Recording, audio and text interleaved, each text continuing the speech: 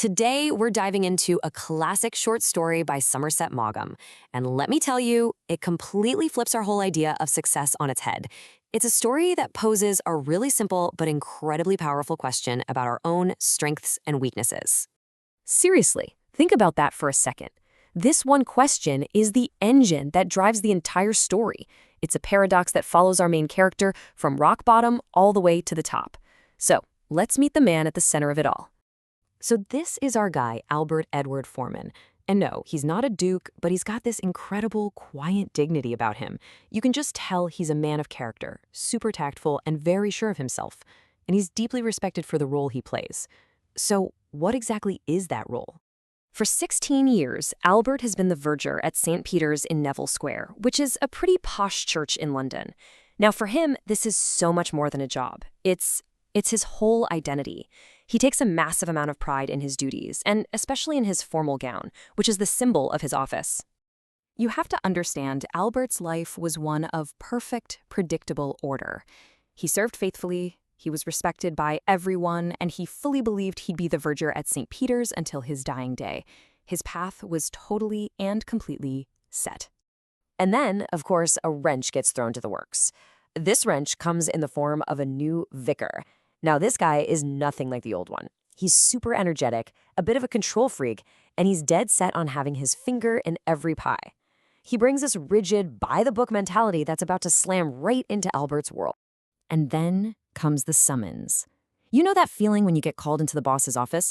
Well, Albert gets called into the vestry, but it's not just the vicar. The two church wardens are there too, and they look really uncomfortable. He knows, right then and there, something is very wrong. And boom, the vicar drops the bombshell. He's found out Albert's secret. He's illiterate. For the vicar running a fancy church like St. Peter's, this is just unacceptable. It's a scandal waiting to happen, a lamentable ignorance he simply will not stand for. So the vicar lays down the law. He gives Albert what he thinks is a fair deal. Learn to read and write in 3 months, or you're out. But Albert, with that same quiet dignity, just refuses. He knows who he is. He's lived a good, full life without this skill, and he says you can't teach an old dog new tricks. And just like that, it's over. After 16 years of perfect, loyal service, Albert Edward Foreman is fired. His entire world, built on order, respect, and stability, is completely shattered over something that never, not once, affected his ability to do his job. Can you imagine? Albert just walks out of the church, completely heartbroken. He's just wandering the streets of London, not even paying attention to where he's going, totally lost in thought. The life he knew is gone. The future he had all planned out has just vanished into thin air. But it's right here, in this moment of pure despair, aimlessly walking, that his life is about to take a turn he could never, ever have seen coming. So he's walking, and he decides he wants a cigarette to calm his nerves, which is funny because he doesn't really smoke. He walks down this long, busy street looking for a shop to buy one. And he walks, and then it hits him. There isn't one. Not a single tobacco shop on this entire street. And this right here is the birth of an entrepreneur. He spots a simple need. He has an idea, but the crucial part, he doesn't just think about it. The very next day, he goes out and takes action. His life as a verger is done. His new life as a businessman has just begun. And his success is, it's explosive. He uses the same simple, brilliant logic again and again. Find a long street that needs a tobacconist and open one. In just 10 years, he goes from one little shop to a mini empire, making money hand over fist. And this is the result. £30,000. Now, that might not sound like a crazy amount today, but back then, that was an absolute fortune. He's gone from a respectable but pretty modest life to being a seriously wealthy man. So naturally, that kind of money gets you noticed. His bank manager is so impressed he calls Albert in for a meeting.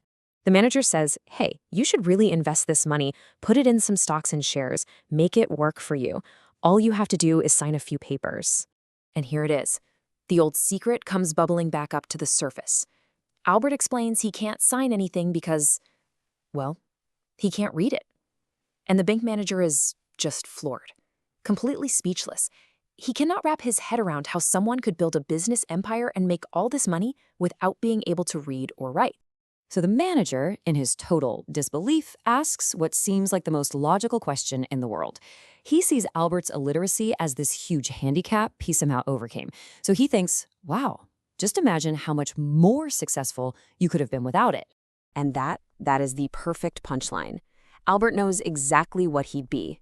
If he had learned to read and write, he would have satisfied the vicar, he would have kept his job, and he would have stayed a respected, dignified, but ultimately a salaried employee for the rest of his life. The thing that got him fired, his greatest perceived weakness, was the very thing that forced him off the safe path and onto the road to a real fortune. And that's the powerful idea this story leaves us with, isn't it? It suggests that sometimes the things a system demands from us might actually be what's holding us back. Maybe real breakout success is found on that unique path you're forced to create for yourself when all the conventional doors slam shut.